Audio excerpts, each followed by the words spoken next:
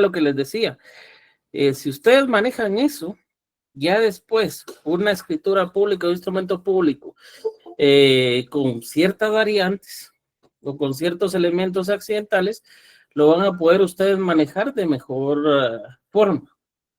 Ciertamente, yo sé que esto es complicado, imagínense, de los alumnos que fueron asignados a esta sección o se han asignado, no siempre se conectan todos, requieren mucha fuerza de voluntad. Yo no los puedo obligar a ustedes a que aprendan o a que se conecten, más que lo único que puedo hacer es pedirles a ustedes que tengan esa iniciativa para poder hacerlo. Entiendo yo que pues el día es complicado, también ustedes tienen diferentes actividades, pero recuérdense que ese proceso de aprendizaje no es solo 1 o 2 días a la semana, sino debe ser constante. Y ya un semestre de que ustedes puedan cerrar el área profesional, se entiende que ustedes ya deben de manejar en mejor manera este proceso de redacción. Estas situaciones no se las tendría yo por qué explicar, pero entiendo que hay cuestiones que son el suceso, son las repercusiones derivadas de pues muchas ocasiones donde tuvimos que haber estudiado o repasado este tipo de presupuestos, pero no lo hicimos. Entonces, o por X o Y situación se presentaron cosas también que nos limitaron ese proceso de enseñanza-aprendizaje, pero ya no estamos para retroceder atrás.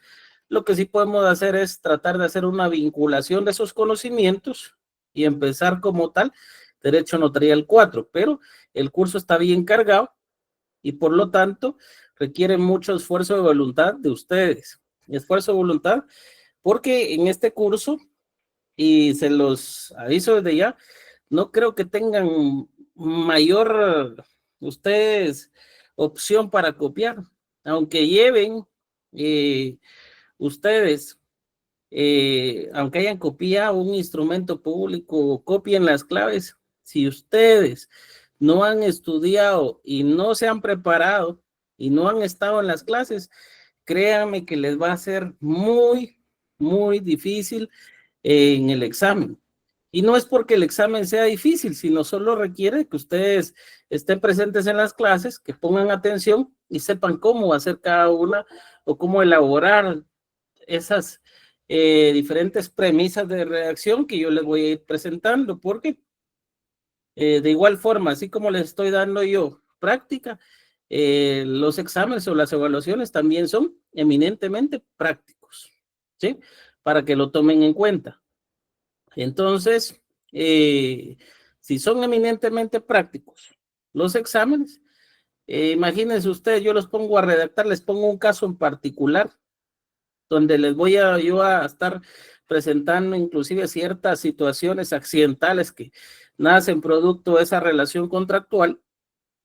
Pueden llevar ustedes copiado un instrumento público, pero si ese caso que yo le estoy presentando es sui generis y ustedes no saben cómo redactarlo, no van a poder, por más cosas que lleven para copiar, aunque les deje yo sacar las leyes, no les va a servir de nada. Entonces, sí o sí, este curso requiere mucho esfuerzo de voluntad para que ustedes se preparen, para que ustedes pongan atención y se van a percatar que después no van a necesitar de eso, sino va a ser muy, muy sencillo. Entonces, si quieren, tomamos la misma dinámica, por favor, los que puedan encender su cámara. Yo les agradecería.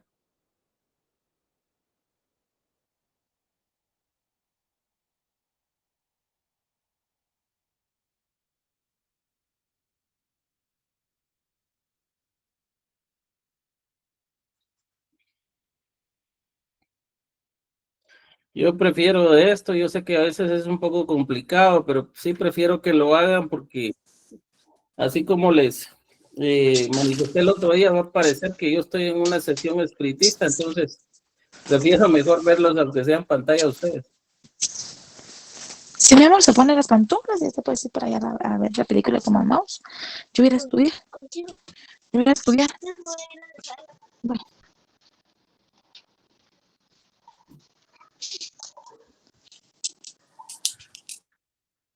Bueno, entonces nos quedamos en lo que era el objeto y empezamos desde ya a desarrollar lo que son las cláusulas. Vamos a ver.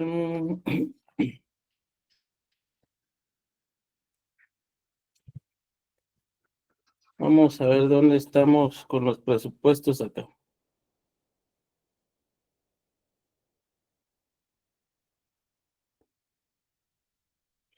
Vamos a ver, jóvenes. Déjame ver ciertas situaciones acá.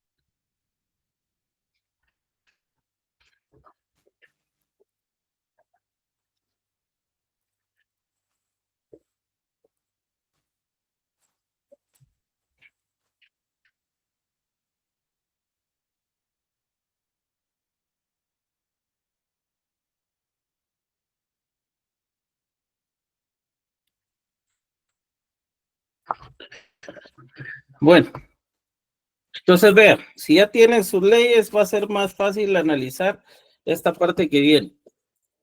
En cuanto a la redacción, ¿se recuerdan que habíamos analizado con ustedes el manejar una estructura para cada cuerpo de contratos? ¿Y cómo saber qué estructura le puede corresponder a ese contrato, por lo menos para guiarnos y para ordenar esas ideas que tenemos?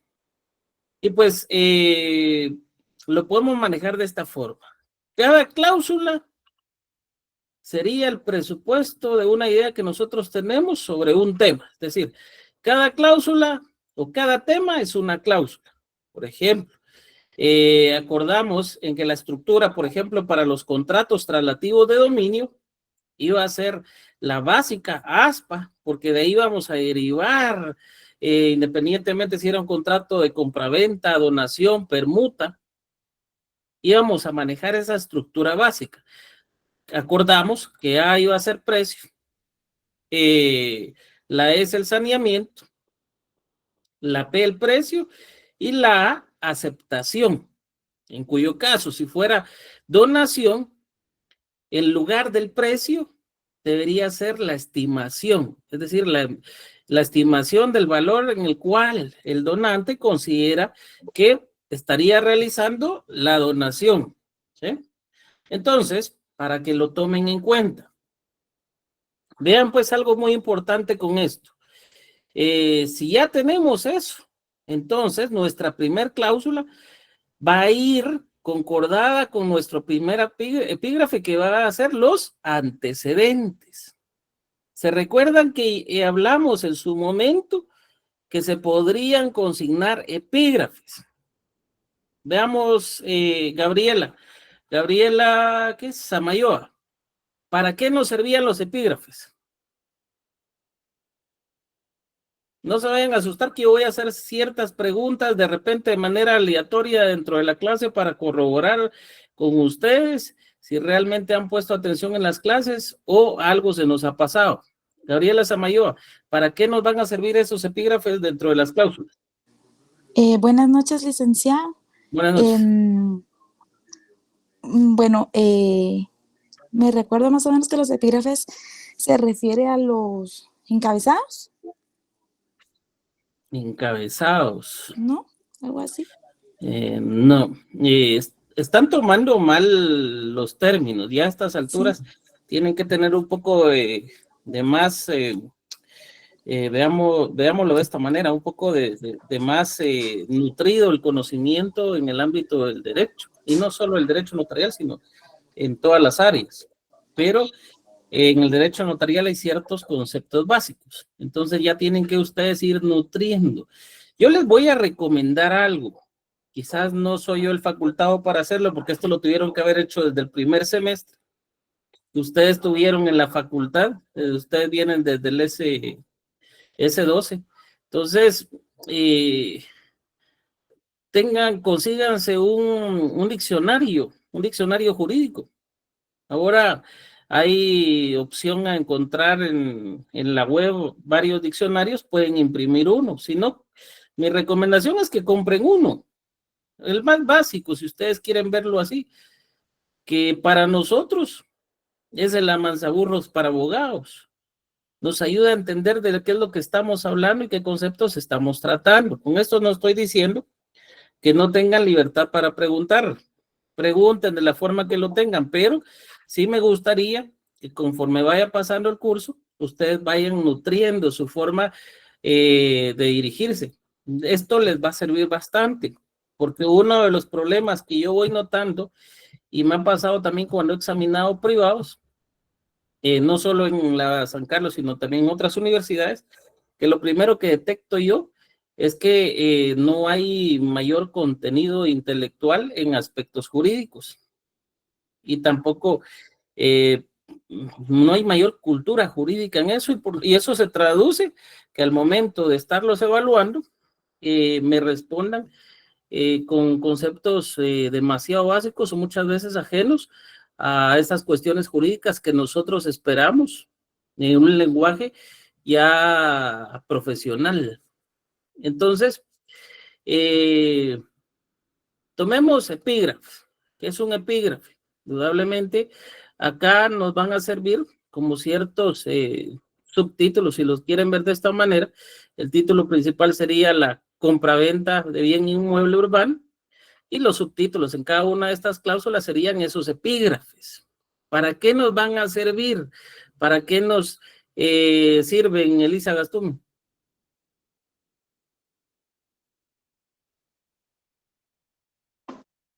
¿Me escucha, Alex? Sí, le escucho. ¿Me podría repetir la pregunta, por favor? ¿Para qué nos sirven los epígrafes? Tengo la noción que sirve como para ampliar alguna palabra que no es muy conocida. No. Sergio Iván Nájera. Licenciado, buenas noches. Buenas noches. Yo en la última clase que para dar a entender el objeto del contrato o indicar la naturaleza del bien. No, tampoco. Julia Elizabeth Pineda. Buenas noches, licenciado. Buenas noches.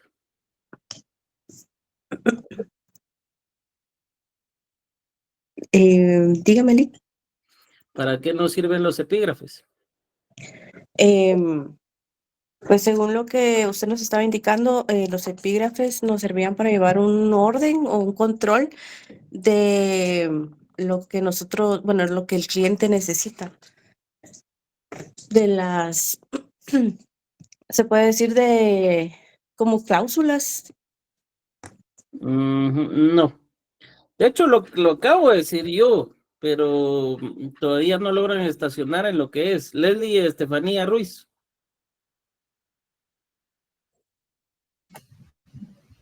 Licenciado, yo creo que los epígrafes lo que nos sirve no solo para los clientes, también para el registrador, es para que tenga una noción de lo que es cada cláusula, que tenga una noción de que no se está incumpliendo con ningún requisito esencial que nos establece nuestra legislación, y también que se tenga un mayor orden al momento de determinar qué es lo que incluye cada contrato.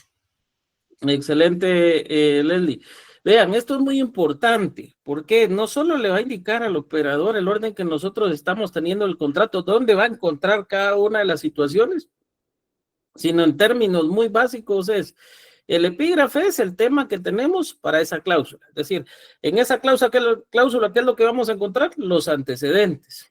En la cláusula segunda, como ven ahí, el epígrafe es el saneamiento. ¿Qué vamos a encontrar?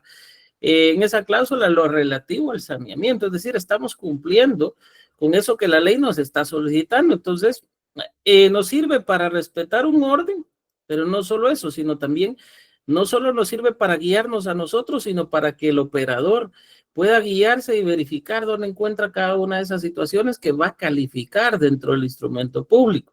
Si bien es cierto, hay ciertas situaciones que pueden estar y que pues independientemente surgen al margen de los presupuestos registrales, ciertamente hay requisitos formales que se deben cumplir en la redacción y nos va a ser más fácil para que nosotros nos podamos guiar. Entonces, muy bien, a todos, solo pues tienen que ir puliendo algunas cuestiones ahí para poder entender todavía esto. No vamos mal, vamos bien, pero necesito que entendamos. Entonces, por eso es que yo desde el inicio les dije, cada cláusula es un tema. Entonces, si ustedes quieren ordenar un contrato, ordénenlo por temas. Entonces, el tema principal será el objeto de ese contrato. Entonces, cuando yo inicio un contrato, no hace falta que me trasladen una minuta del mismo para poder saber qué lleva, sino sin necesidad de eso, yo puedo tener, es un contrato, una compraventa de bien inmueble con pacto de reserva o dominio, o una compraventa de bien inmueble urbano, pues un objeto sencillo. Entonces vengo yo y voy a ordenar mis temas. Entonces mi primer tema van a ser los antecedentes, mi segundo el saneamiento, luego el precio y posteriormente la aceptación. Veo si lleva alguna cláusula o alguna condición accidental que yo pueda plasmar en alguna cláusula. Entonces ya voy viendo dónde la ubico dentro de esos temas principales, ¿ya? Entonces, como lo pueden ver ustedes acá, en la primera cláusula vamos a encontrar lo referente a los antecedentes. Como se trata el tema, el traslado de dominio, tiene que hacerse ver quién es el propietario. ¿Cómo o cuál es el sustento o el fundamento para indicar que es el propietario y dónde consta tal situación? Entonces, vamos a encontrar acá, que acá podemos consignar el nombre del, en este caso sería el vendedor. Veamos si al inicio consignamos el nombre de esta persona. Ustedes pueden ver que no, que comparece en representación de Prudencio López Pacheco, la representación que nosotros hicimos. Entonces vamos a consignar acá. Vamos a hacer una modificación porque ya vimos que es alguien que comparece en representación de alguien más. Entonces vean cómo lo modificamos. Manifiesta este señor, recuérdense que él viene como representante en la calidad con que actúa, porque obviamente no podemos decir que él es propietario, que su representado es propietario. Y acá quiero hacer mención a esta palabrita y la voy a remarcar. Legítimo. ¿Se han percatado ustedes o los que han tenido oportunidad de ver una escritura, un testimonio, una escritura de compra-venta, que algunos colegas consignan legítimo propietario? Y aquí quiero escucharlos ustedes. ¿Por qué creen que consignan el término legítimo? Y dos cosas. Una, ¿por qué creen que se consigna? Y dos, si ese término es válido o no es válido.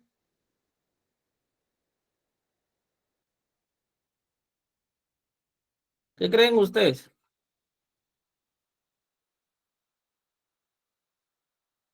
¿Es válido ese término o no es válido? ¿Quién quiere opinar? No tengan miedo. El hecho que yo les pida que utilicen términos más jurídicos no es para que se asusten, sino es para que vayan manejando eso. Yo ahorita no se los voy a pedir de entrada, pero sí, conforme vaya avanzando el curso, vayan tratando ustedes de pulir esos temas.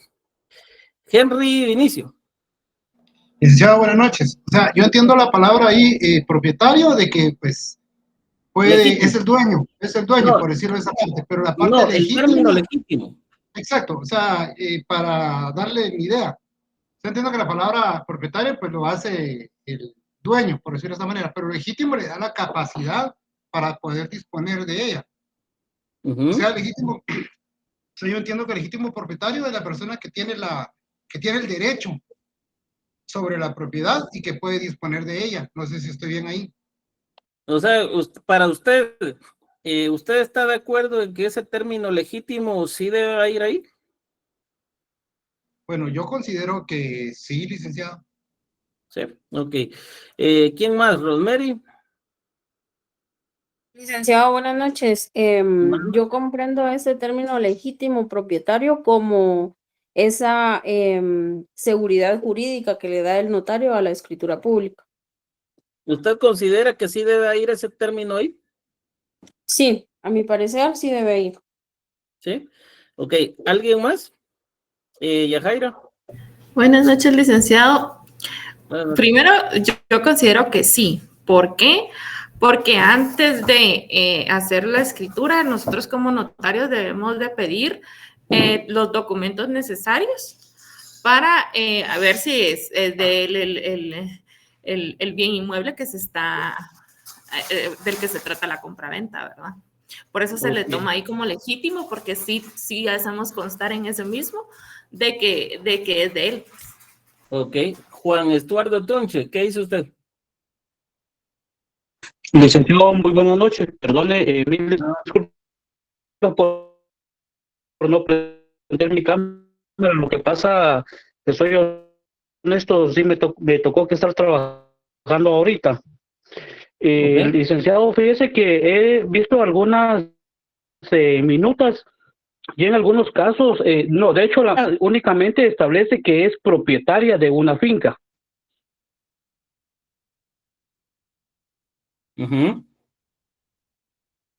Ok, ¿para usted debe ir ahí o no debe ir ahí? En mi caso, siento como que estuviéramos diciendo doblemente o dos veces. En este caso entiendo que si uno dice que es propietario, pues ya no habría que mencionar la palabra legítimo, considero a mi criterio. Ok, perfecto. Estaría redundando. Bueno, Luis Estuardo Huertas, ¿qué dice usted? Buenas noches, licenciado. Pues yo comparto la opinión del compañero anterior, porque parte de nuestra labor como notario sería antes de tratar de hacer o celebrar un tipo de convenio de este magnitud, legitimar, o sea, tratar de verificar las partes que sean verdaderamente los propietarios de ese bien inmueble. Entonces creo que aquí estaría redundando en lo mismo. Ok, ¿alguien más que tenga otro? Gracias por sus comentarios. ¿Alguien más que tenga otro comentario referente a esto?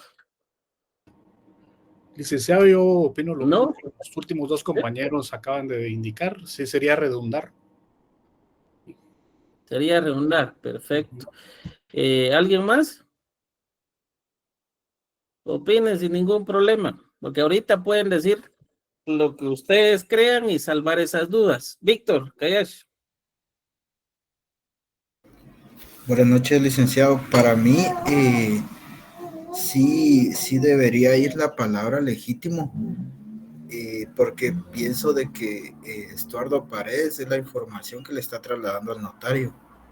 Entonces, el notario solo está plasmando, o sí, pues está plasmando lo que le está mencionando Estuardo Pérez.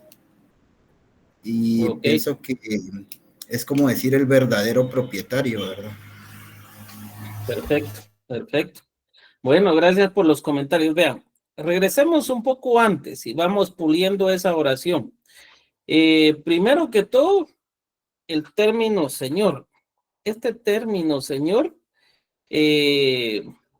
pues en redacciones se está acostumbrado a hacer señor, señora, pero en la práctica es común que en algunos casos algunas personas se molesten sobre todo en el caso de las damas. Hay algunas damas que en el momento de la redacción, si el notario consigna señora, se molestan y le dicen al notario, mire señorita, pese a que debería ser un término que no debe causar mucho problema, si ustedes ven eso, mejor quiten ese término. De todas maneras, con indicar el nombre manifiesta Estuardo Paredes, por ejemplo, ya cumplieron con ese primer presupuesto y no es necesario. Si lo tienen y no hay ningún problema, pues tampoco esto le va a ocasionar problemas para que el instrumento pueda ser operado. Ahora bien, en cuanto a legítimo, les pregunto, si no fuera legítimo propietario el que acudiera ahí ayer, o por lo menos la persona que acude en representación del legítimo propietario, ¿pudiera comparecer dentro del instrumento público? No podría, Lic. Si no es propietario, no podría. No podría. No podría. ¿Qué creen ustedes? ¿Podría o no podría? Es que hay de casos a casos, licenciado. No, si no es el legítimo propietario, tomen en cuenta, no puede comparecer porque ustedes como notarios están obligados a calificar ese extremo. ¿Sí, Leli y Estefanía?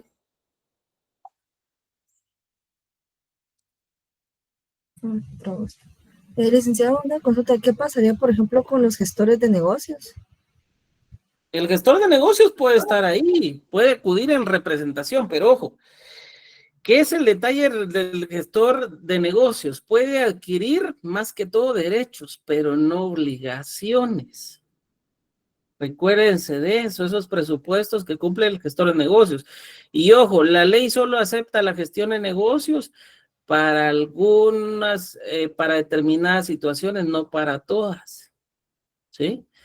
Sí, que se ven normalmente dentro del contrato, sí, pero si se da cuenta, el gestor de negocios podría comparecer en este instrumento en representación del propietario y vender el bien de él.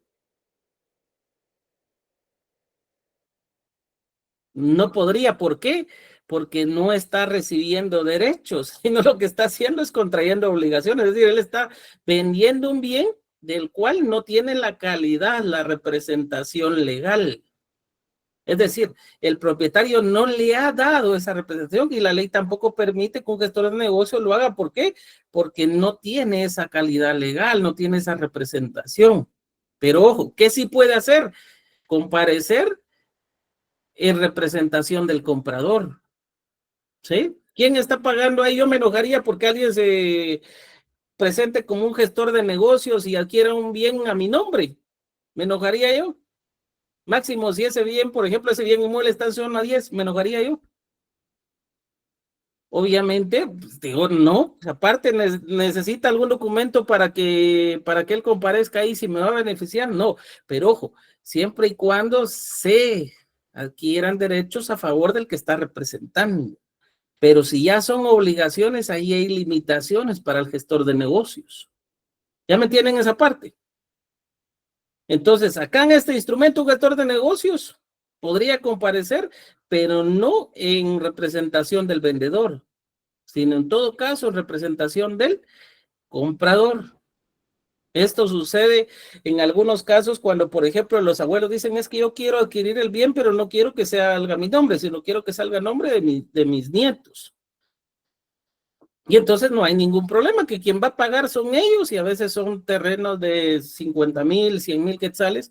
No hay mayor inconveniente, pero ojo acá, ya se sabe que ellos únicamente están compareciendo para la adquisición de derechos, no están comprometiendo los derechos del menor, sino le están dando un derecho de propiedad que nace de ellos el poder comprar un bien inmueble para favorecerlos como tal. Entonces, vean esto, la representación tiene que tener la calidad y debe ser permisible a través de la ley.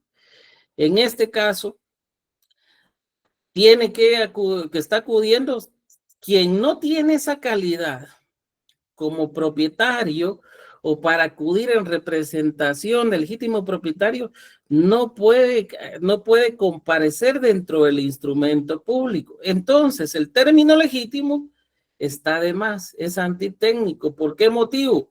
Porque si no fuera el propietario, sencillamente no podría estar ahí.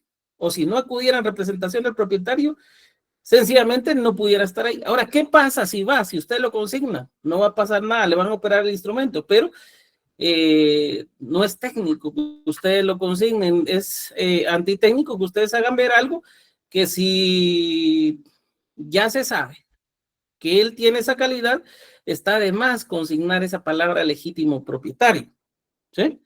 Entonces, si lo lleva, no hay problema, pero lo idóneo sería que no fuera ese concepto. ¿Estamos ahí? ¿Jóvenes? Sí, licenciado. ¿Sí? Ok, es propietario dependiendo quién sea, el bien inmueble identificado en el Registro General de la Propiedad como finca. 12, folio 12, hay algunos que consignan de la casa habitación ubicada en y consignan la dirección, identificado en el registro de la propiedad como finca 12, folio 20, libro 10, de Guatemala. Quiero hacer la aclaración que esa es del libro electrónico, y lo que significa es más que todo eso, electrónico. Y no me vayan a cocinar cuando estén redactándome en el examen, si yo les pongo la redacción en un instrumento 10F o 20F o 20M, porque no es el abecedario, no puede ser cualquier letra, sino esa es lo que quiere decir, es que pertenece a un libro electrónico. Licenciado, es que no lleva bueno, entonces quiere decir que ese libro es físico, ¿sí? Entonces, para que lo tomen en consideración.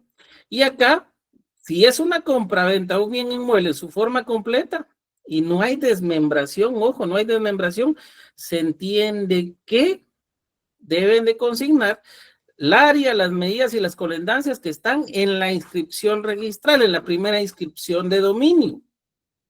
Pero ojo, ¿cómo van a salvar esto acá? Como lo ven, cuya área, medidas y colindancias que constan en su respectiva inscripción registral. Vamos a consignar esto. En su respectiva inscripción registral. Y si lo ven acá, hice yo una mención de la dirección. Lo que hablábamos al principio puede ir al inicio, puede ir después. ¿Dónde está ubicado?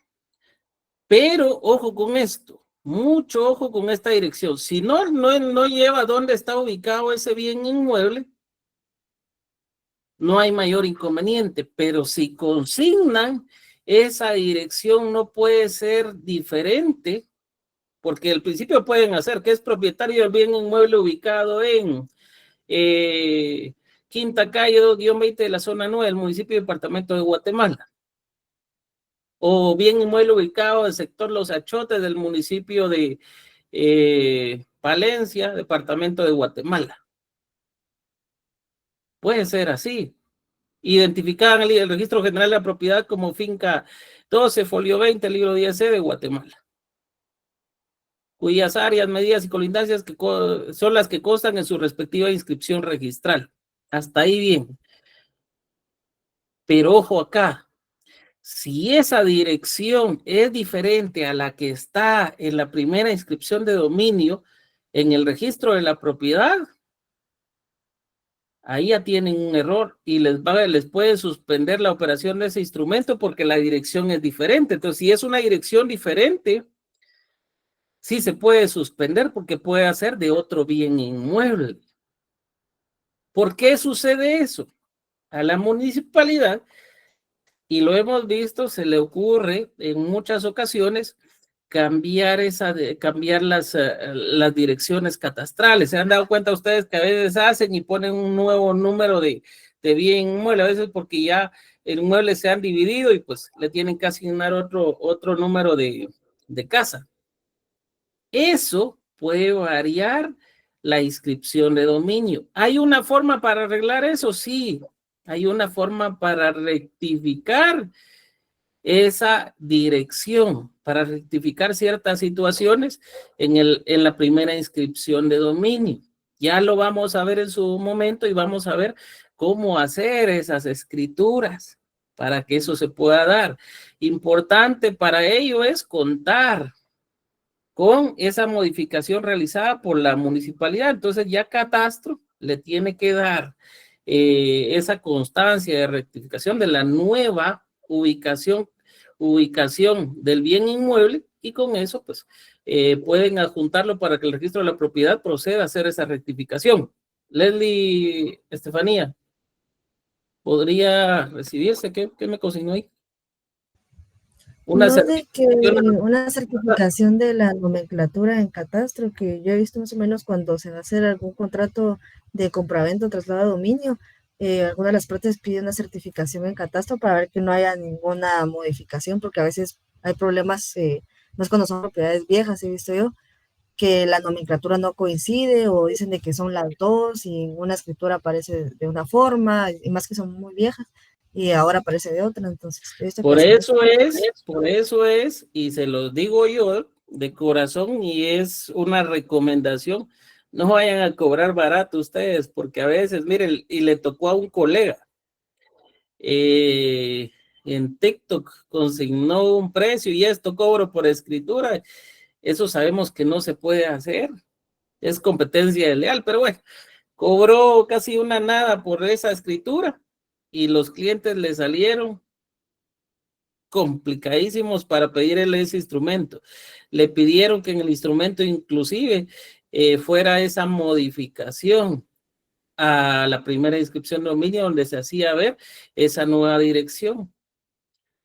Al colega le tocó que incluso ir a la municipalidad, luego pedirles a ellos que fueran a la municipalidad porque a él no le dieron la información, y tener esta certificación de Catastro, la que mencionaba Lely, donde se hacía ver la nueva dirección, y dentro del instrumento ver cómo pedía esa modificación y adjuntar ese documento dentro del testimonio para que fuera operado. Y después de eso todavía le pusieron ciertos inconvenientes por la redacción que utilizó. Cuando viene y acude conmigo, ya el instrumento había pasado casi que por 6 suspensiones en el registro de la propiedad y siempre le cobraba. Recuérdese que genera ciertos, veámoslo así, honorarios de acuerdo al arancel del registro. Entonces, para que no se nos pase eso, tenemos que saber cómo hacerlo y qué hacerlo. Si ya ustedes están redactando eso, yo les diría mejor tomen la dirección que está en la primera inscripción de dominio para que no se metan a otros problemas. Ahora, si su cliente quiere hacer eso y que vaya a esa dirección, recomiéndenle hacer esa modificación a esa primera inscripción de dominio antes de cualquier situación. O si no, hagan la compraventa y posteriormente, incluso tienen más ingresos, ustedes háganle ver al nuevo propietario que debe hacérsele una modificación a esa primera inscripción de dominio y le cobran una escritura para hacer eso. Ya lo hace como corresponde, de forma ordenada, sin mayor inconveniente. Juan Estuardo. Licenciado, perdone, solo con una consulta. Fíjese que yo he visto algunas minutas, algunos contratos de compraventa, y normalmente vienen siempre, por ejemplo, acá yo soy de San Pedro Zacatepeques y menciona únicamente municipio de San Pedro Zacatepeques, aldea, por ejemplo, aldea Vistahermosa, pero muchas veces las personas, por ejemplo, la vez pasada me indicaron que qué se podía hacer para que ya en la escritura figurara la dirección catastral, y la mera verdad sí tengo duda con eso, licenciado. Ya lo vamos a ver en su momento, pero lo que vamos a hacer es verlo de forma ordenada, porque si se los enseño ahorita en un primer instrumento, se van a volver locos y no van a saber cómo adaptarlo. Entonces, lo vamos a ver de forma ordenada. Sí pueden ir en un mismo instrumento, por supuesto, pero para evitar esas aristas, se los voy a enseñar de forma ordenada, aparte cómo ir redactando cada escritura, y ya después cómo podemos ir engrosando un instrumento, ¿sí? Que sí pueden darse esas situaciones, sí pueden darse. Eso lo permite la ley, y pues podemos hacerlo, pero tenemos que saber cómo hacerlo, cómo redactarlo. Hoy solo quiero que tomen en cuenta esas recomendaciones que yo le estoy haciendo para esto. aunque el cliente se los pida, ustedes, por ser conocedores del derecho, le tienen que hacer ver estas situaciones. Recomendación, vuelvo y repito, si van a consignar una ubicación del bien, que esa ubicación sea la que está en el registro general de la propiedad, en la primera inscripción de dominio de la finca. ¿Qué pueden hacer o cómo saber? Para eso, como notarios, ustedes pueden acudir a una consulta electrónica del bien y ver esa primera inscripción de dominio. ¿Por qué? Porque en el título de propiedad, en el testimonio, muchas veces no va, o a veces ya tiene error ahí, por un error, ustedes no van a caer en esa trampa y que después a ustedes les suspendan ese instrumento. ¿Por qué? Porque he visto testimonios que los han operado, jóvenes, y vean, ya les voy a enseñar a ustedes uno, se los voy a enseñar y ustedes van a tener, y eso es algo real, es algo que se dio, ustedes van a analizarlo y se van a percatar que incluso el colega de forma muy, pues diría yo que se aventuró a reescribir la forma en que podía consignar ciertos presupuestos legales y que al presentarse otro notario, en mi caso, yo claramente les dije a los propietarios, mire, disculpe, pero esto no lo va a poder hacer, no lo van a poder hacer ustedes si no están todas las partes. Y se molestaron. Días después regresaron otra vez conmigo. Pero vean, por ejemplo, en una de las cláusulas estaba dispuesto que posteriormente, si ellos querían vender ese bien, podían hacerlo.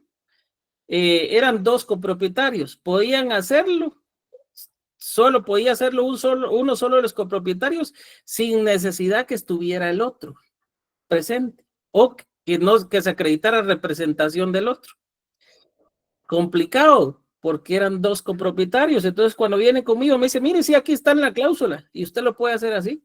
Mire, aunque el registro no le suspendió la operación de este instrumento, por eso, o tienen que estar los 2 presentes o el que no está presente tiene que enviarle o dejar algún mandatario, enviar a un mandatario legalmente constituido para que pueda representarlo. Pero si no, este instrumento, este contrato no se puede llevar a cabo.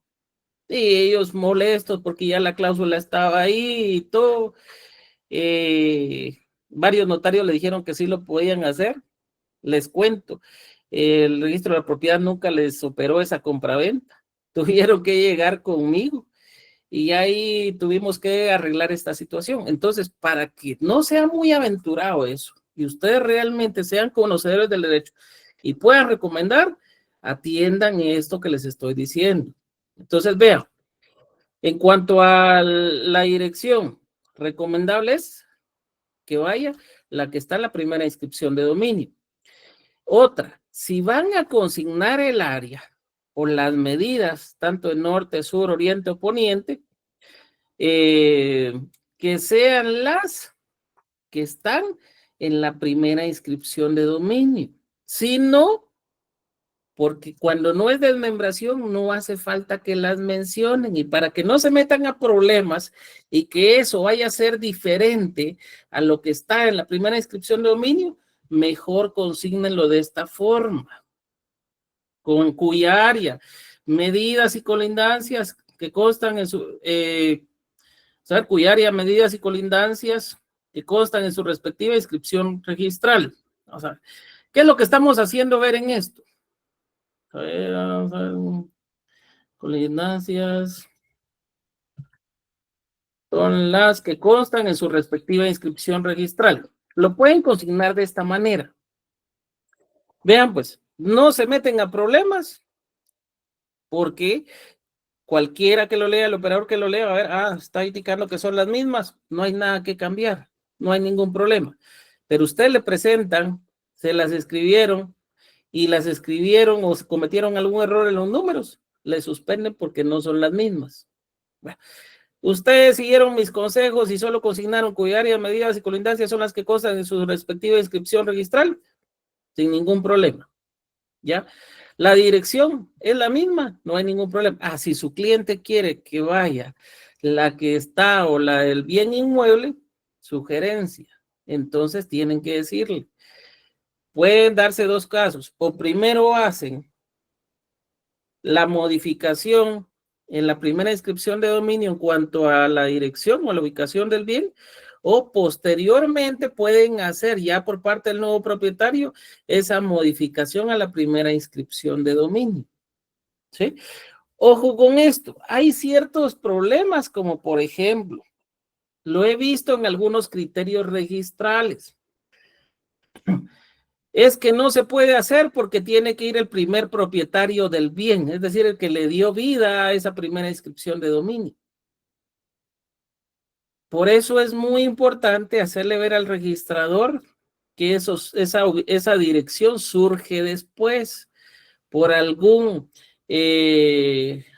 modificación catastral de la misma municipalidad. Y por eso adjuntan ustedes esa certificación donde va la nueva dirección, para que el operador vea de que no es cuestión de ustedes, de que ustedes quieran hacerla de esa manera, sino que es la misma finca, pero que tiene una nueva dirección ya asignada por parte de la municipalidad, y que en ese sentido, aunque esté el primer propietario, muchas veces ya está fallecido, él no tiene que ver con esa modificación. Para eso se adjuntan los documentos. A veces uno tiene que llegar a hablarles porque ellos, dependiendo de la redacción que se les dé, no han entendido bien eso. Por eso es muy importante que nuestra redacción sea clara y sea sencilla. ¿Estamos ahí? Ahora, forma de acreditarlo. Tiene que ir, obviamente, como lo hicimos arriba. Vean esto. ¿Cómo acredita ese derecho de propiedad? ¿Qué les pueden presentar a ustedes? Por ejemplo, si es un bien inmueble, obviamente puede hacerlo con el título de propiedad, que es el testimonio de la escritura legalmente operado, y que cuando ustedes lo revisen, y esto es clave para ustedes, revisen ese testimonio. Me ha pasado que ese bien, a veces no me quieren dar el testimonio cuando les pido el título de propiedad. Yo normalmente sí o sí se los pido. No les doy la otra salida, sino les pido ese documento, porque cuando me lo presentan, ya un notario ha hecho alguna anotación. A veces han consignado que el bien inmueble tiene ciertos problemas, o que ya inclusive lo han vendido a alguien más. Y entonces, me presentan a mí una certificación completa de la finca. Y entonces digo yo, sí se puede con la certificación completa, indudablemente, pero me sirve para ver si de pronto antes de eso no han ido con alguien más y ese mismo bien lo han vendido. Porque si no, ese día yo hago la escritura, al siguiente día yo voy con mi testimonio y resulta de que de pronto me lo suspenden porque el propietario ya no tiene derecho sobre esa finca. Ya pasó a nombre de alguien más. Entonces, para evitar eso, también hay formas de evitar eso y de ver cómo cuidar los derechos de nuestro cliente. Para evitar eso, tenemos que tener cuidado en esto que les estoy diciendo, analizar el testimonio, y si ya tenemos eso, proceder a la redacción del contrato. Entonces, vean esto, ¿cómo se puede acreditar? Acá lo vamos a hacer por el testimonio, lo cual acredita mediante el testimonio de la escritura pública 100, autorizada en el municipio y departamento de Chimaltenango, el 15 de enero de 2006, por la notaria Lucrecia Cienfuegos Paredes. Forma, tiene que llevar el número de instrumento, en qué lugar, día y hora de autorización, perdón, día y la fecha de autorización, el lugar y la fecha de autorización, y el profesional, el nombre del notario que autorizó ese instrumento. Sencillo, sin ningún problema. ¿Sí? O pueden hacerlo por medio de la certificación completa de la finca, pero ojo, antes de eso sí pídanle el título de propiedad, traten de hacerlo, porque en la práctica a veces los colegas lo primero que tienen y lo más fácil es solicitar certificación completa de la finca. Mejor pidan el título de propiedad y tengan una consulta electrónica para ver si no hay ningún problema en esa finca. Sí, ahora, si no lo tuviera por X o Y situación, que lo hubiera extraviado o algo más, entonces sí pueden hacerlo por medio de certificación completa de la finca. ¿Estamos ahí? ¿Cómo sería si fuera por medio de certificación completa? Lo cual acredita por medio de certificación completa de la finca de su propiedad, extendida por el registro, por el secretario del Registro General de la Propiedad en la ciudad de Guatemala el 15 de enero de 2025. Ahí. ¿Sí? La forma de acreditarlo. ¿Estamos ahí? ¿Cómo vamos con esta cláusula? Jóvenes. Todo claro hasta el momento, Lick. Estamos bien. Perfecto. La siguiente Sí, cláusula, Lick, estamos bien. el tiempo que hemos abarcado es solo para la primera cláusula. Solo analizando la primera cláusula. Veamos la segunda. Miren lo interesante de la segunda y vayámonos al artículo 30. Y al artículo 30 pongámosle un epígrafe, saneamiento.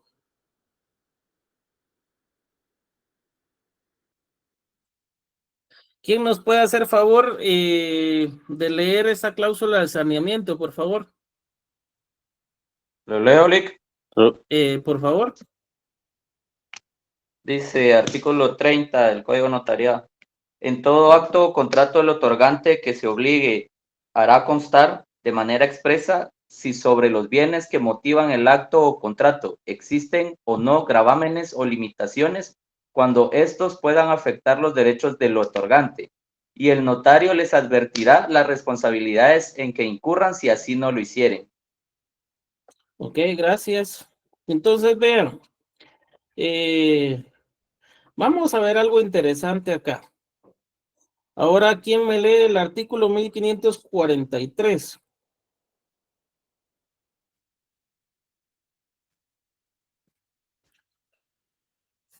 ¿Quién me lee el artículo 1543?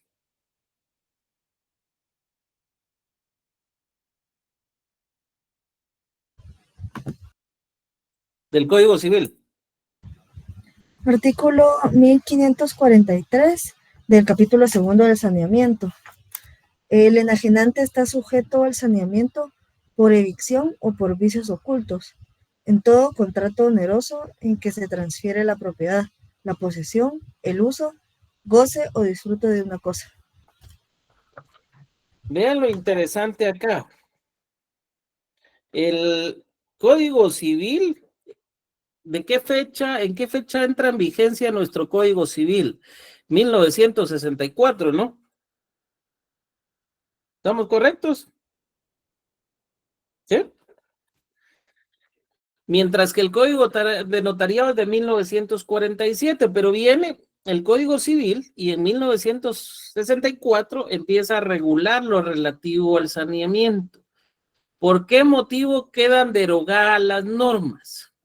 ¿Quién me puede decir? Esto lo tienen que saber ustedes sin ningún problema. Gisela Lucía Pérez, ¿por qué motivo se pueden derogar las normas?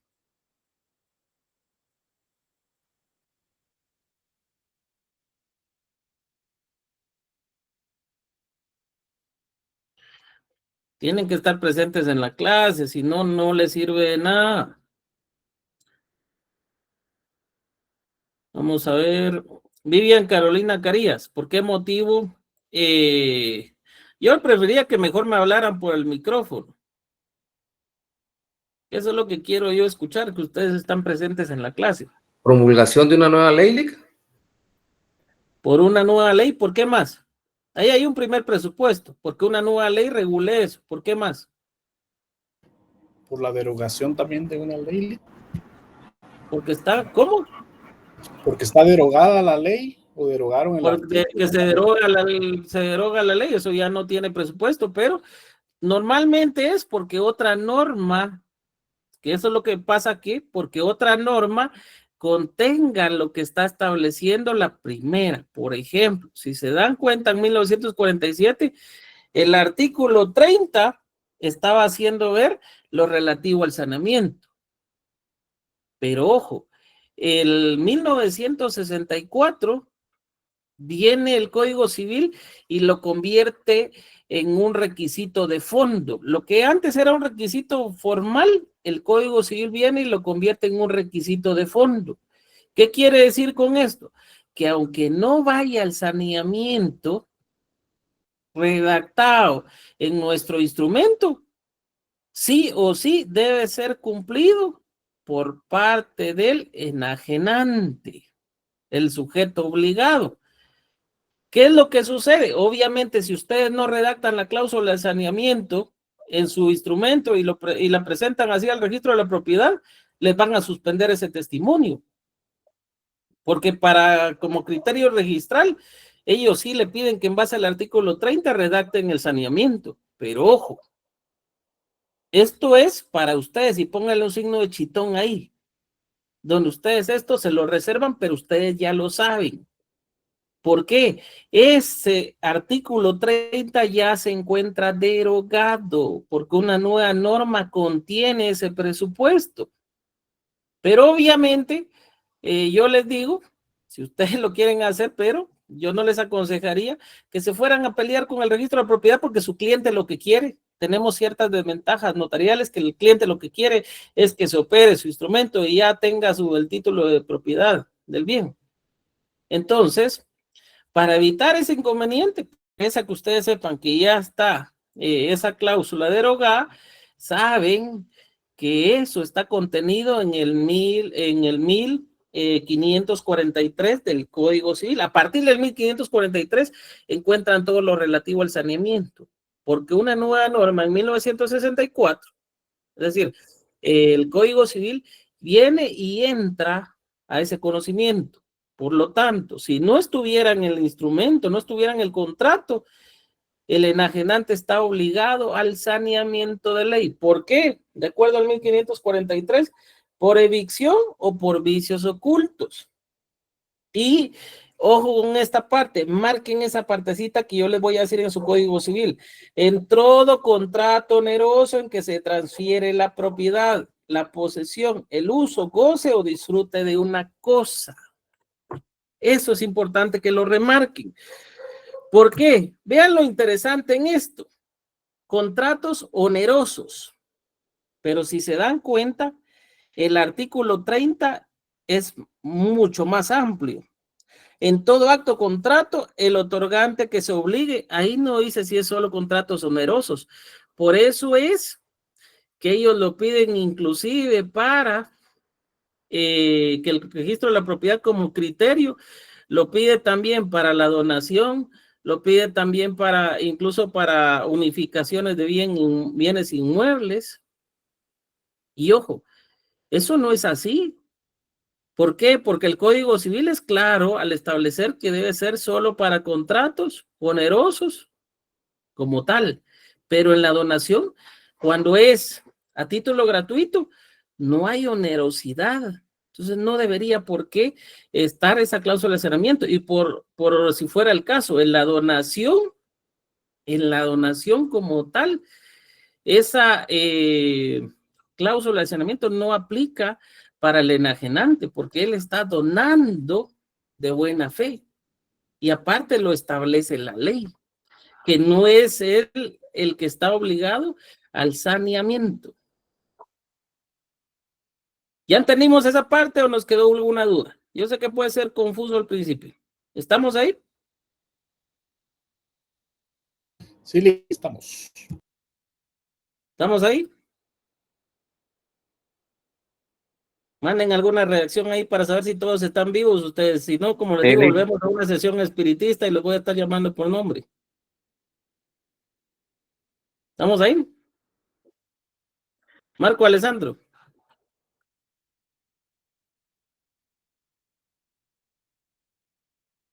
¿Estamos? Perfecto. Bueno, entonces, sugerencia, redacten la cláusula, pero ustedes ya saben que esta, como tal, el saneamiento está derogado en el Código de Notariado. No es que no aplique, sí, pero está contenida a partir del artículo 1543 del Código Civil, en lo que corresponde al saneamiento. Ahora bien, Nos encontramos con otro tema. Van a encontrarse ustedes acá que por este acto vende. Vamos a ver. Vamos a ver cómo.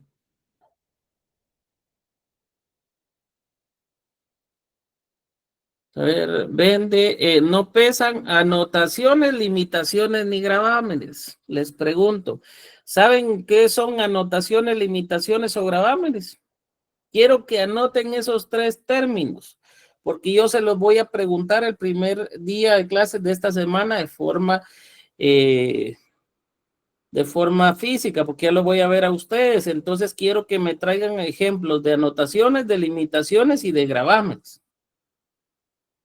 Alguien me dirá, anotación, Elic, la anotación de demanda. Ya les di una. Limitaciones, Elic. Una servidumbre de paso, o energía eléctrica, o de acueducto. Gravamen, Elic. Una inscripción hipotecaria. ¿Ven qué sencillo es? ¿Por qué les hago ver esto y por qué necesito que ustedes me consignen esos ejemplos? Porque es increíble que a veces los notarios tienen la consulta electrónica, consignan, no pesan anotaciones, limitaciones ni gravámenes, y cuando yo veo la consulta electrónica, hay hipoteca, o hay una servidumbre de paso, o hay una anotación de demanda que es algo delicado. ¿Ya? Que puedan afectar los derechos de la compradora.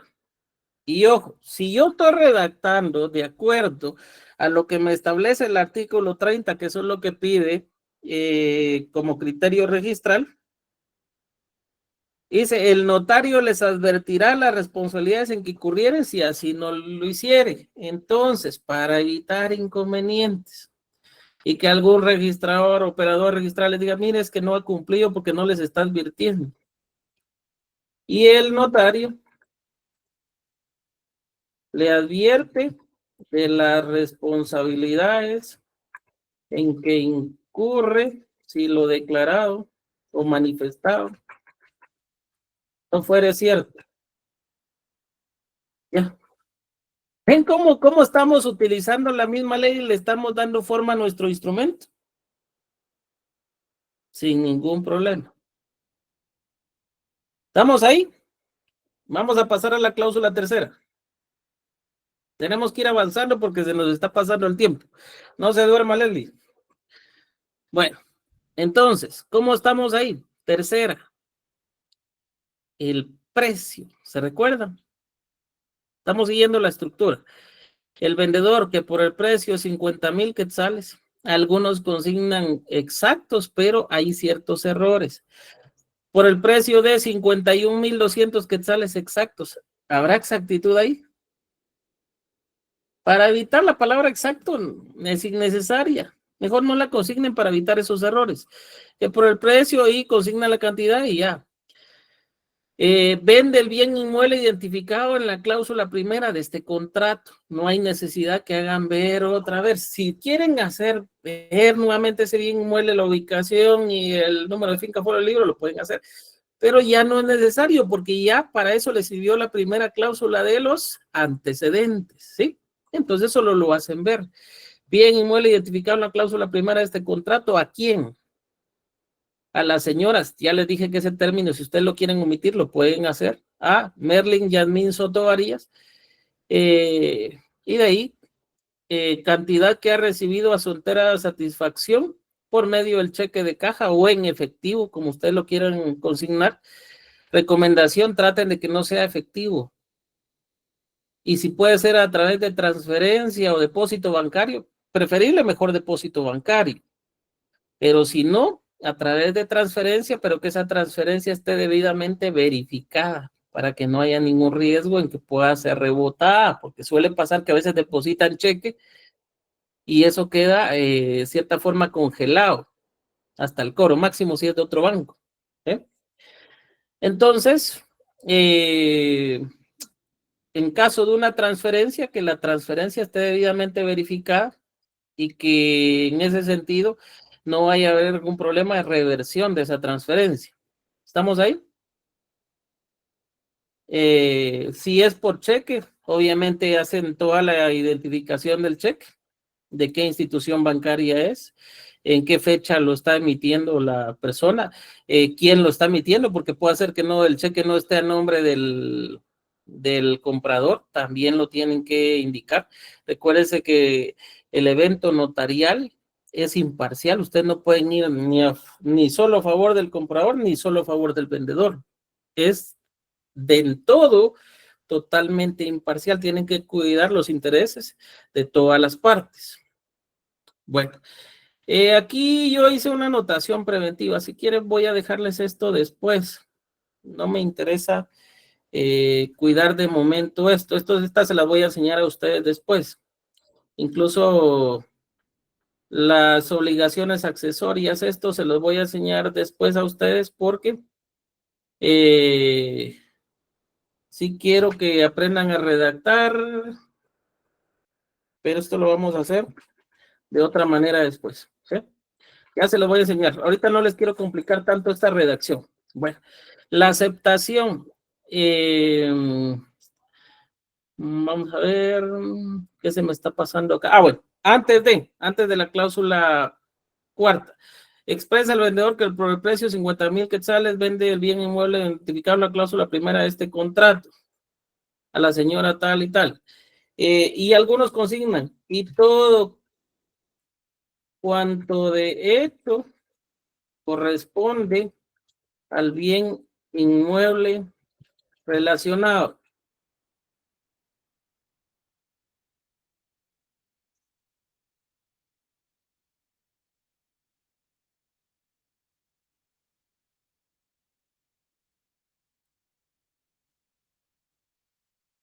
Bueno, vean acá. Y todo cuanto de hecho y por derecho.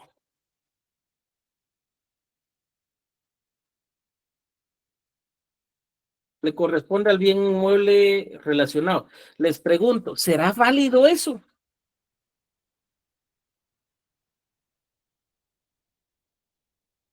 ¿Será válido eso? ¿Qué opinan ustedes? ¿Será válido o no será válido? Yo diría que no, Lick, porque los bienes inmuebles no tienen derechos. ¿Cómo?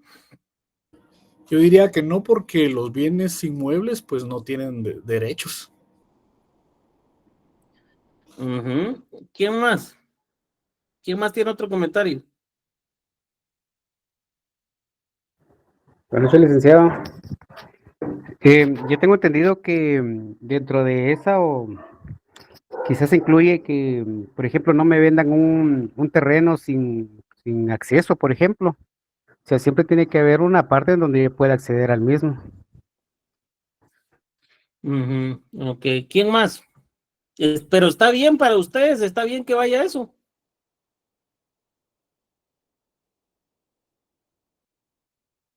¿Qué dicen? Vean, en toda venta tiene que ir todo lo relacionado a lo que por hecho y por derecho le corresponde a ese derecho de propiedad. Si no va incluido, para eso está el saneamiento. ¿Por qué? El enajenante se compromete a eso.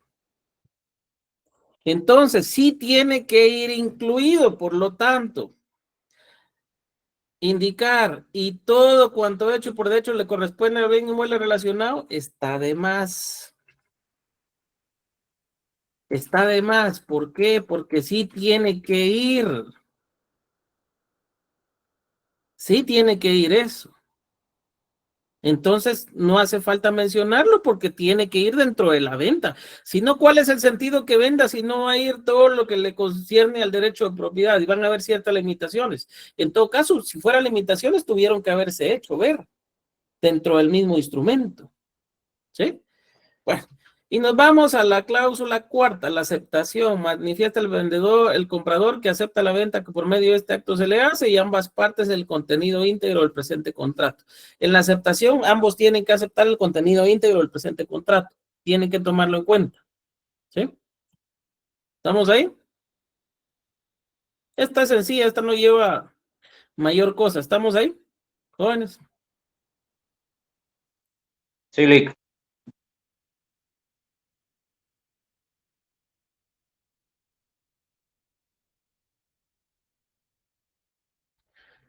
Un segundo. Licenciado, disculpe, entonces, solo como para quedar claro, eso de y todo cuanto de hecho y por derecho corresponde así expresamente no debe ir porque se sobreentiende que el saneamiento va incluido. Sí, era lo que les estaba diciendo. O sea, tiene que ir incluido dentro de la venta. Si no, ¿cuál es el sentido de realizar el proceso de enajenación? De realizar la venta. Pero expresamente entonces eso no se anota. No, de forma Claro. expresa no tienen que anotarlo. Bueno, Gracias. llegamos a nuestro cierre del instrumento. Cierre. Doy fe. Vean pues. Acá nos vamos. Vean qué es lo interesante. El inciso 10 o el numeral 10 del artículo 29 del Código Notariado. Si lo tienen, lo vamos a leer. La fe de haber leído el instrumento a los interesados y su ratificación y aceptación. Y nuestro Código de Notariado nos dice la fe. Por lo mismo, para evitar algunos criterios, consignemos esta palabrita, doy fe. Yo lo que hago es separarlo a través de incisos dentro del instrumento, A, B, C, D, E, F, si fueran varios, dependiendo. Entonces, de acuerdo a este numeral, lo primero es la fe de haber leído el instrumento a los interesados y su rectificación y aceptación. La fe de haber leído. Aquí es de que todo lo escrito me fue expuesto y de su contenido. Eso sí tiene que ir. Que el notario haga ver eso, que le fue expuesto y del contenido del contrato. Eso tiene que ser lo primero. Vean esto, de que tuvo a la vista, en base al numeral 8 del artículo 29, la fe de haber tenido a la vista los títulos y comprobantes que corresponda según la naturaleza del acto contrato. ¿Qué documentos tuvo que tener la vista? Si hubo representación, el testimonio que acredita la calidad de la representación. ¿Qué otra cosa? Del título de propiedad o de la certificación completa del registro. Si hubieran más representaciones de esas representaciones, documentos con los que se acredita la representación que se ejercita. Entonces, por lo tanto, si lo primero es el inciso A de que todo lo escrito me fue expuesto y su contenido, lo siguiente es la fe de que tuvo a la vista los documentos. ¿Qué documentos? Los documentos de identificación, los documentos de representación o los documentos con los cuales se acreditó el derecho de propiedad también. Entonces, vean cómo está separado esto, de que tuve a la vista los documentos de identificación de ambas partes y el testimonio de la escritura pública con el cual se acredita el derecho de propiedad del vendedor. ¿Qué nos hace falta acá? Porque vean, estoy diciendo que tuve a la vista los DPIs, el DPI de cada uno de los comparecientes y el testimonio con el que se acredita el derecho de propiedad. ¿Qué me hace falta acá en este instrumento que redactamos? La representación, Lick. Ah, exactamente. Entonces, de ambas partes, el testimonio con el cual se acredita la representación que se ejercita y el testimonio de la escritura pública con el cual se acredita el derecho de propiedad del vendedor. ¿Estamos ahí? ¿Alguien quiere hacerlo de forma sencilla? Que tuve a la vista los documentos con los cuales se acreditan las representaciones que se ejercita, el derecho de propiedad y con el cual se acredita la identificación de los comparecientes. ¿Sí? Eso tienen que hacerlo ver ustedes para no tener ningún problema. Si no, háganlo así como yo lo estoy haciendo ver y no van a tener mayores problemas para poder presentar esto ustedes. Créanme, se van a evitar un montón de inconvenientes. Entonces, ya estamos en esta parte. Veamos, pues, la C, de acuerdo al artículo 29, la advertencia a los otorgantes de los efectos legales del acto contrato y que deben presentar el testimonio. Ojo, a muchos se les olvida esto, que deben presentar el testimonio a los registros respectivos. ¿De quién es la obligación de presentar ese testimonio al registro general de la propiedad? El vendedor. ¿Cómo? Del vendedor, Lee. Del vendedor. vendedor. ¿No será del comprador, el sujeto interesado? Veámoslo así. La obligación, de acuerdo a la ley, es para ambos. Para ambos. Pero ojo con esto. Ojo con esto. En la práctica, el notario normalmente es el que presenta el testimonio del registro de la propiedad. ¿Por qué motivo? Porque muchas veces hay más de algún motivo de suspensión. ¿Y eso qué es lo que provoca? Que por medio de ese motivo de suspensión o por ese motivo de suspensión se tenga que hacer un nuevo instrumento para subsanar ese error. ¿Ya?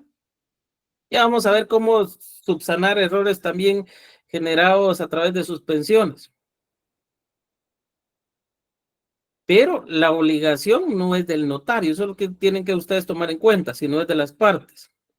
Bueno, aquí ven ustedes de que advertí a los otorgantes la obligación de presentar el testimonio de este instrumento en el registro general de la propiedad. Leo lo escrito a los comparecientes, estoy cumpliendo con la ley, quienes enterados de su contenido, objeto, validez y demás efectos legales, lo aceptan, ratifican y firman. Ojo, es validez, no es valor, como está consignado en algunas minutas. Es validez, es lo que la norma nos está indicando que deba ir. Después, firman los comparecientes y firma el notario autorizando ese instrumento. Ojo con esto. Ojo con esto. Si las partes ya firmaron, ustedes no pueden cancelar ese instrumento. Si los otorgantes ya firmaron, como notarios están obligados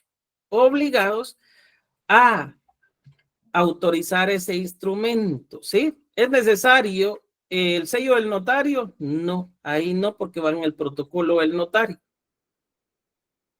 ¿Estamos ahí?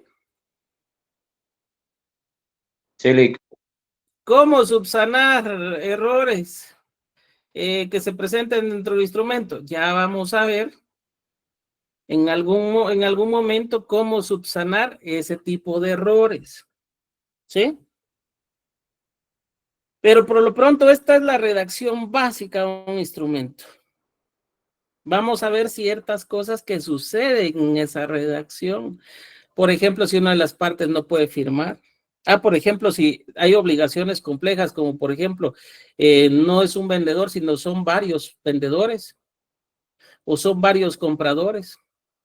Si uno de ellos no puede, si ellos no, imaginemos que sean tres compradores y los tres no puedan firmar, sino solo puedan consignar huella. Si puede concurrir un testigo y firmar por los tres, sí puede. Ese mismo testigo puede firmar por los compradores, ahí ya no puede. ¿Sí? Entonces, eso es lo que tienen ustedes que tomar en cuenta. Hay ciertas situaciones que se generan a raíz de esa situación. Vean, voy a ver si les logro trasladar la grabación de esta clase para que usted la pueda tener, para lo que me están pidiendo copia de eso. Tienen que ir tomando lineamientos, pero voy a ver si le traslado eso para que vuelvan otra vez a repasar. Pero ojo, repasar. Y esto es lo básico que ustedes sí o sí tienen que saber. Y ven, aunque se haga el esfuerzo por tardarnos, ¿qué les digo yo? Media hora, una hora es imposible. El contenido está muy cargado. Entonces, yo les agradezco la voluntad que han tenido. Vamos a ir manejando esto. Mi intención es que ustedes aprendan, no es irlos cargando a ustedes. No es buscarles excusas para que pierdan el curso, realmente no tengo esa intención. Mi intención es que ustedes aprendan y por lo menos que puedan celebrar su cierre en la facultad sin ningún problema y por lo menos nos tomemos, aunque sea una Coca-Cola al frente del edificio. Entonces, ya a este nivel ustedes van a ir adquiriendo un mayor conocimiento legal. les aseguro que ustedes sí o sí van a saber cómo manejar esto. Es más, esta parte que yo les estoy dando es netamente profesional. Se las he dado a abogados y notarios. En los departamentos, créanme que lo reciban muy bien. ¿Qué quiere decir eso? Que ustedes con estos conocimientos, si lo saben manejar, van a poder asesorar a un nivel ya profesional. Y no es porque yo realmente quiera tener esos créditos, pero créanme que estas capacitaciones son pagadas, inclusive hasta para otros países, otro tipo de capacitaciones que yo llevo ya en el ámbito internacional son pagadas y ustedes las están recibiendo de forma gratuita a través de la facultad. Entonces, nos vemos el día martes. Recuerden igual llevar hojas y todo, porque vamos a seguir con su proceso de redacción y ya vamos a irnos a ver otras situaciones que se dan en la redacción del instrumento. ¿Sí? Traten de ir con tiempo, o por lo menos buscar a alguien que les dé jalón, porque si van a necesitar, yo normalmente no termino a las 8, siempre termino un poco más tarde, porque el contenido es mucho. ¿Sí? Entonces vayan con paciencia, nos vemos el día martes, gracias a todos por estar presentes. Nos vemos el día, nos vemos ese día y pues será un gusto conocerles a los que todavía no nos hemos conocido. Feliz noche para cada uno. Gracias, Buenas licenciado. noches, Lick. Buenas noches, Lick. Feliz noche. Muchas gracias, Lick. Buenas noches. Que descansen. Feliz noche. Noche, licenciado. Feliz noche, Lick. Feliz noche.